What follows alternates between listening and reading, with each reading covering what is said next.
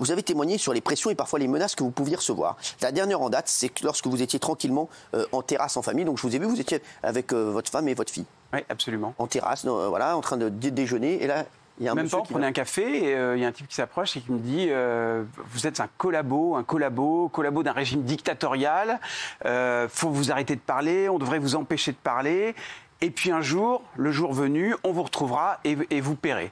Alors, c'est pas tellement le fait de se faire insulter, parce que se faire insulter, ça arrive, on peut avoir des débats vifs, on en a eu ici, ça c'est pas le souci. C'est l'idée qu'il y aurait un jour un espèce de grand soir, une sorte de grand soir, qui ferait que tous les pro-sciences, parce que je ne dis pas pro-vax, on est plutôt pro-science, seraient arrêtés, jugés, complices de criminels. Vous pour pro-science. Laissez-le finir, Myriam. Laissez-le finir. Mathieu, par exemple, Mathieu qui dit des choses très sensées sur le vaccin toutes les semaines. Moi, je suis très prête. Et franchement, même si on... Myriam Palomba, s'il vous plaît, laissez parler les autres, parce que sinon, on ne va pas y arriver. Donc laissez parler Thierry. Laissez-le finir. Donc voilà, c'est l'idée.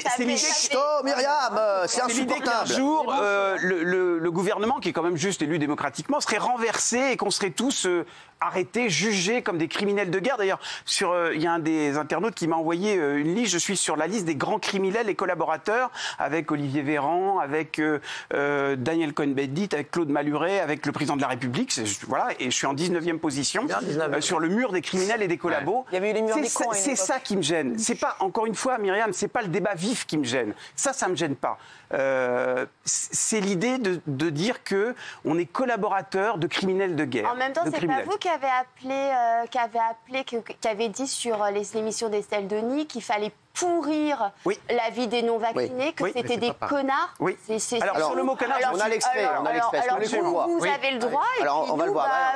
Je vais vous expliquer après. Alors, il va nous expliquer, Thierry. Alors, c'est cet extrait qu'a mis le faux. Pour rendre la vie invivable aux non-vaccinés. Je suis pour pourrir la vie des non-vaccinés. Mais ça veut dire quoi, pourrir la vie? Ça veut dire restreindre les déjà, libertés de ceux qui sont... 3 tests par semaine, donc déjà, c'est pas facile. Excusez-moi, mais il y en a ras-le-bol que les non-vaccinés nous pourrissent la vie. On a une arme à notre disposition et il y a une minorité de connards qui ne veulent pas se faire vacciner. Non, je suis désolée. Excusez-moi. Je suis désolée. Mais non, mais chacun... Non, mais attendez. C'est insupportable.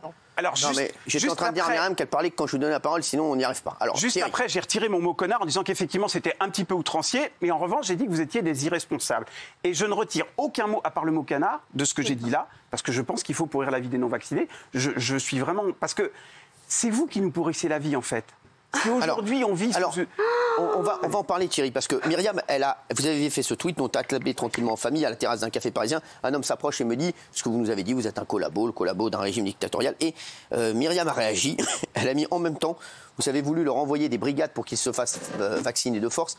Alors cessez de faire la victime, façon député La République En Marche. La violence engendre la violence et c'est vous qui l'avez déclenchée. Alors vous, par exemple, Guillaume Janton, vous trouvez que vous cautionnez les propos de Myriam? Oui, parce que est-ce que c'est normal de recevoir des menaces? Non. Mais est-ce que c'est normal d'insulter des millions de Français sur un plateau? C'est pas normal non plus. Et je pense qu'aujourd'hui, quand on est médiatisé, quand on est dans une émission qui est regardée, comme c'est votre cas, par des centaines de milliers de téléspectateurs, il faut mesurer l'impact de ce qu'on dit. Et je pense qu'il y a des gens qui n'ont pas votre tribune, des gens qui ont l'opinion de Myriam, par exemple, qui ne peuvent pas s'exprimer parce qu'on sait qu'ils sont sous-représentés dans les médias. Et je comprends qu'ils puissent mal le prendre et qu'ils puissent à leur tour avoir des mots très durs contre vous. Donc moi, je soutiens Myriam et je suis d'accord avec elle. Voilà. Myriam. Alors, Thierry, il dit pourrir la vie des non... On vous pourrit la vie. Ah bah super. Sauf que... Non mais j'aimerais qu'on revienne sur cet échange. Oui, d'accord, je reviens justement sur cet échange. Alors moi, je vais pas au resto. En quoi je vous pourris la vie? Enfin, les non-vaccinés ne vont pas au resto, ne peuvent plus faire d'activité. En quoi on vous pourrit votre vie?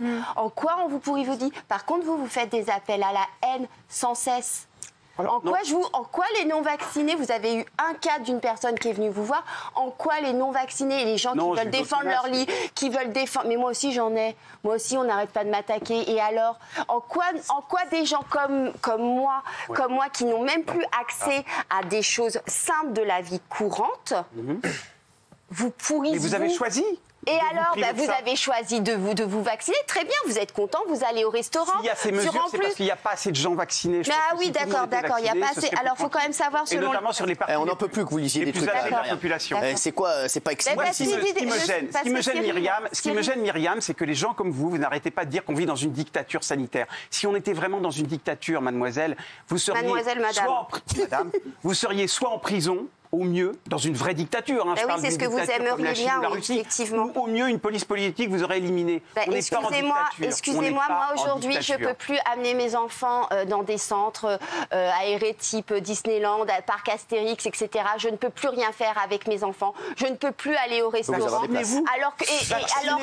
Non, je ne me vaccinerai pas. Je ne vais pas sortir des chiffres puisque vous me l'interdisez. Non, mais on n'est pas dans les chiffres. Mais ce qu'il faut savoir, c'est que les chiffres sur lesquels vous vous basez pour dire ça sont complètement faux. Il suffit juste de regarder les rapports de l'adresse ou de santé publique. Donc déjà d'une, rencardez-vous là-dessus. Vous êtes journaliste à la base, même si, comme moi, vous avez fait de la presse people. Je pense que voilà, vous avez l'habitude de vous rencarder. Justement. Mais oui, voilà, vous avez été à Ici Paris, un magazine que je dirige d'ailleurs, et vous avez commencé à Voici. Je suis en train de faire là-bas Tunis. Voilà, donc je ne comprends pas en quoi nous, qui ne pouvons plus rien faire et qui avons fait ce choix et qui, en plus, moi, par exemple, je fais beaucoup d'autotests pour pas contaminer les gens.